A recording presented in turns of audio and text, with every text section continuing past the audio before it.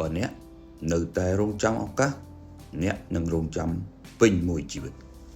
មនុស្សជាច្រើនតែងតែនិយាយថាខ្ញុំនឹងចាប់ផ្ដើមនៅពេលមានឱកាសល្អប៉ុន្តែការពិតគឺឱកាសមិនតែងតែមកគូទ្វារយើងនោះទេជោគជ័យមិនមែនកើតឡើងដោយការអង្គុយរងចាំទេប៉ុន្តែកើតឡើងពីការហ៊ានចាប់ផ្ដើមទោះបីជាអ្នកមិនទាន់ត្រៀមខ្លួនបានពេញលេញក៏ដោយ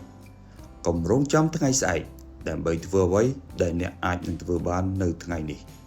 កុំរងចាំគ្រប់យ៉ាងល្អឥតខ្ចោះព្រោះគ្មានពេលណាដែលល្អឥតខ្ចោះទាំងស្រុងនោះទេអ្នកដែលជោគជ័យ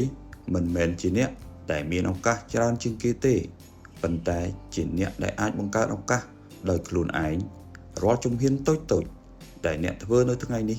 អាចក្លាយជាការផ្លាស់ប្ដូរដ៏ធំធេងមួយនៅថ្ងៃខាងមុខប្រសិនបើអ្នកចង់រៀនអ្វីថ្មីចាប់ផ្ដើមឥឡូវនេះប្រសិនបើអ្នកមានក្តីស្រមៃ